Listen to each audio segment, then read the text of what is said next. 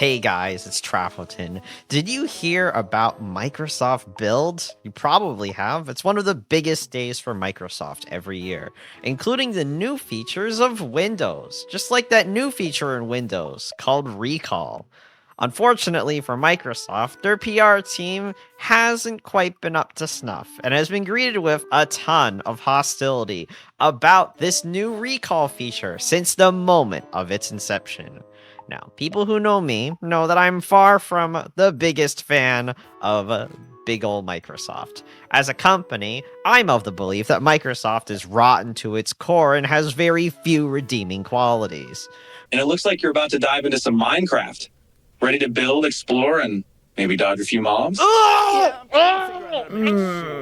Cringe! Wait, how is he level 4 with an empty inventory? How long do you think it's going to take for someone to reverse engineer whatever seed they had here? Let's be real, no one watches Microsoft Build. Yeah, that's true. But when I was reading the news outlets and listening to people's blog posts and opinions online over the last week, I was very disappointed to find that there's a lot of narratives about recall that might be true, but we don't actually have any proof that they are true right now. And the reason I want to take the time to go through this and hop on the bandwagon of recent news is I did a lot of reading about the documentation of Microsoft's recall in Windows. Recall does a lot of things that will negatively impact your Windows computer, and I want to be realistic about this because, yes, there are negative things that need to be said about recall right now. There might even be some privacy ramifications. But we also want to be careful that we don't spread any panic, moral or otherwise. At Microsoft Build this year, Microsoft announced Recall, a system powered by the artificial intelligence processors of the new Qualcomm Snapdragon X computers, dubbed Copilot PCs by Microsoft. No, I like Copilot Plus PCs. Recall is powered by the new API in Windows called the Windows Copilot Runtime, which empowers non-Windows applications and hardware to take advantage of the newfound power and features in NPUs within Windows. Because inside the Snapdragon X chips is what's called language models. They call it small language models. Some people argue it's closer to large language models, but in either case, it's machine language models built inside of the Snapdragon chips. And these language models give the Windows Copilot runtime lots of new features, like, say, captioning dialogue, translating dialogue, or running other types of onboard processing, like image generation. And Recall's not as intelligent as a system as Microsoft's engineers would have you to believe.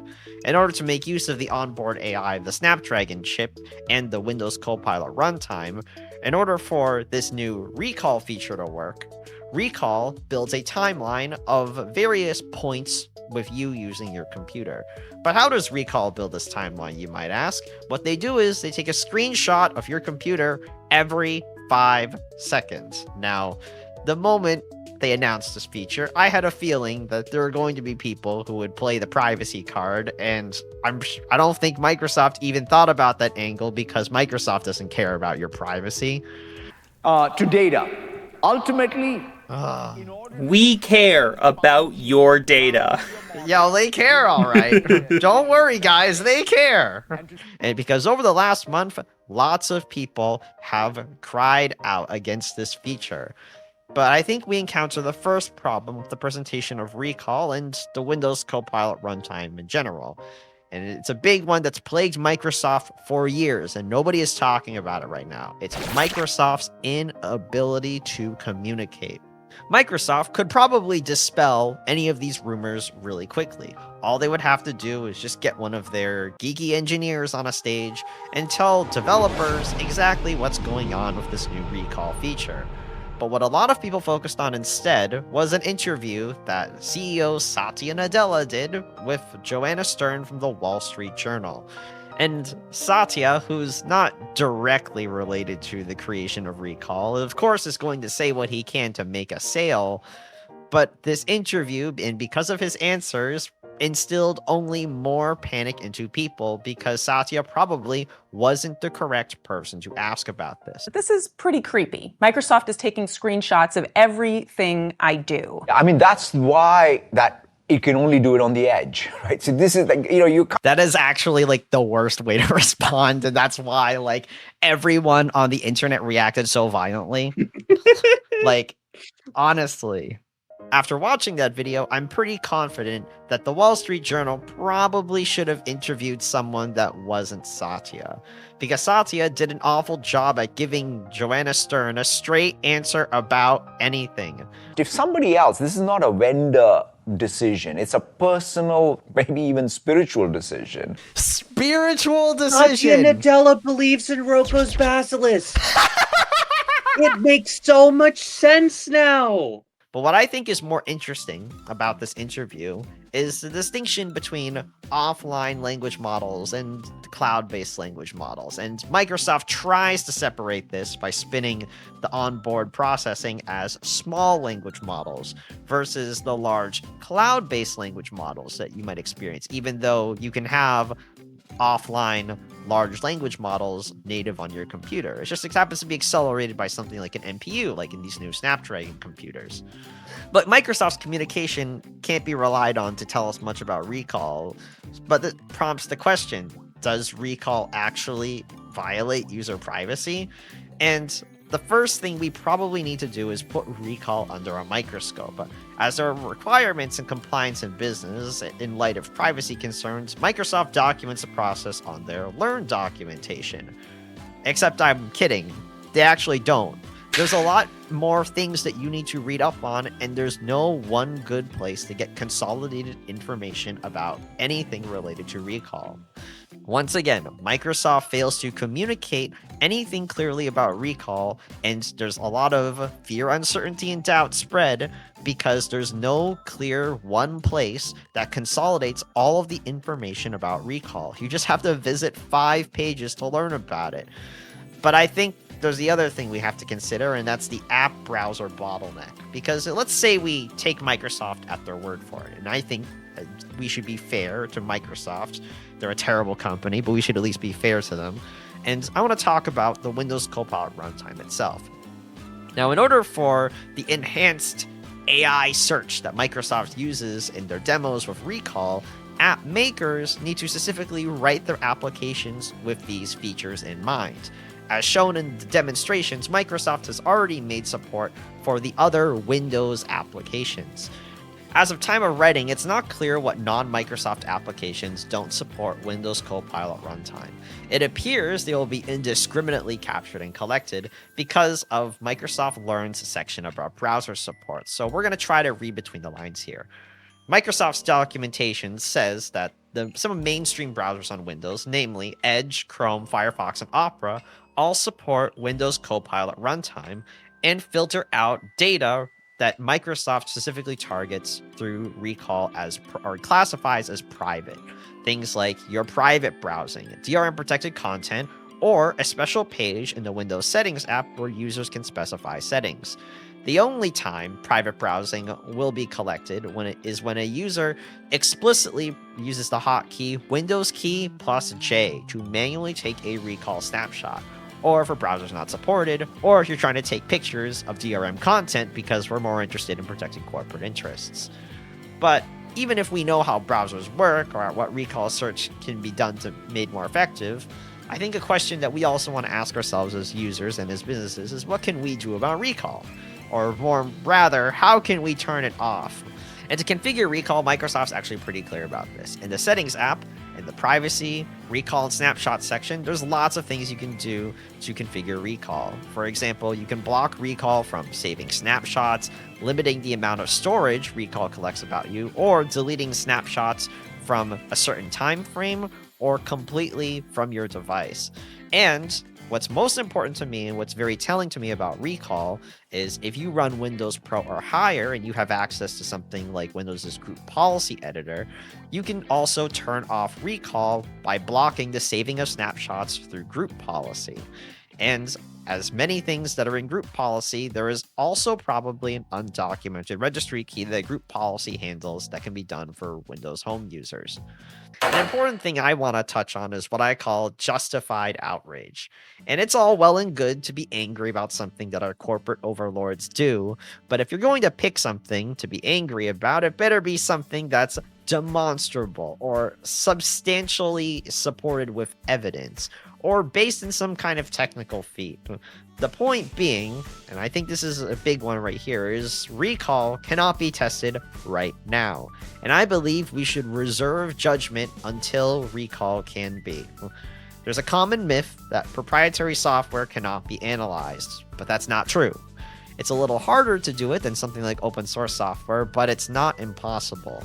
Given Microsoft's track record, there is a high likelihood that Windows will be used to invade your privacy, but this will need to be subject to an experimentation. Instead, let's go over some of the real issues of recall. Let's start with the one that I think is going to be the biggest. It's going to be the NPU requirement, and more specifically, an NPU requirement for people who want to take advantage of recall. If you go to the Copilot Plus PC specification, Microsoft says that recall requires a Snapdragon X processor. In the future, makers like AMD and Intel have promised to release Copilot Plus PCs with compatible NPUs. And the key thing here is that all of the devices, whether they're made by Qualcomm, Intel, or AMD, none of these devices are in hands of journalists or consumers as of time of recording this video. And since nobody has any of these computers handy at the time of recording this video, you can't do any testing about any of it, unless you're one of the people who managed to hack and get it on Windows on ARM, because who the heck owns a Windows on ARM computer? An annoyance that's going to be introduced by recall, and one that I consider a real problem, is Microsoft's requirements for it. The requirements for recall actually screw over people who have computers capable of large or small language model operations or other work of AI. Let me give you an example.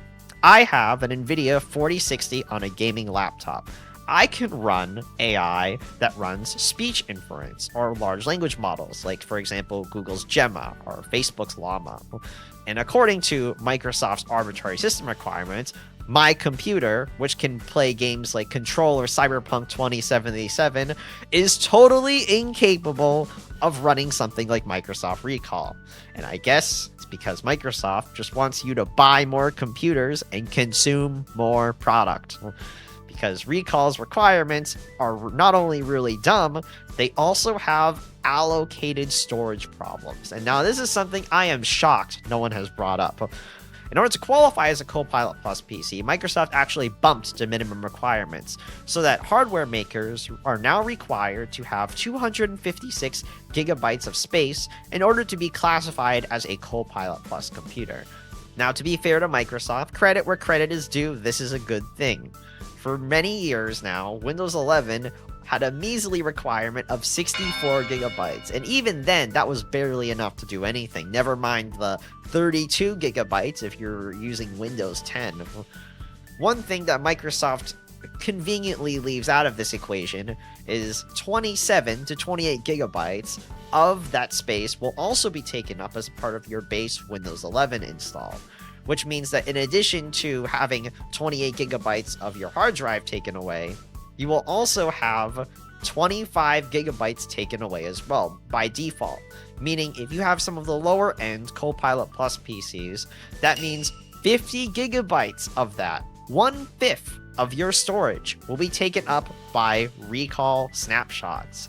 And to make it even worse, even if you do want to use recall, this amount cannot be customized beyond the set amounts that Microsoft prescribes in the menu. Again, there might be a registry key for this or a way for it to be configured in group policy.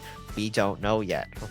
There are many things we don't know yet. Let's peer a little bit deeper into the crystal ball, because we know that recall's a PR nightmare and Microsoft has been really vague about actual information about it. And because of everything around this, there's been distrust at Microsoft at an all-time high.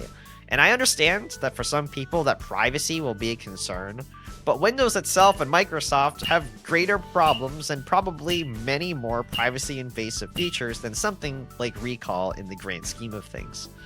But I think a bigger concern is one of the trends that we're seeing on Windows is the initiative platform decay of Windows. Yes, that's the politically correct term. By adding advertisements or promoting their own products. And Recall has the potential of being next by promoting Microsoft products ahead of product makers who do not explicitly support the application. There have also been concerns brought up that law enforcement will start requesting the recall snapshots, hackers will steal the snapshots, or people will sabotage the snapshots to get people accused of something wrong. And I also do want to close out by saying, as someone who hates Microsoft and does not trust them at all, I don't recommend anyone use Recall, because when Microsoft says choice, that can mean a whole lot of things, especially when they try to make it harder for people to change their default web browser from being Microsoft Edge, and how settings will sometimes change within major Windows upgrades. Copilot for Microsoft 365 helps us move. Wait, they blurred out Google Chrome in the taskbar!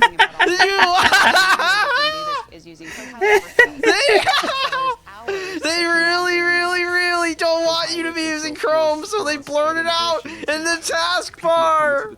And this outrage over the last couple weeks have largely been a distraction from, I think, the real questions need to be asking about Windows.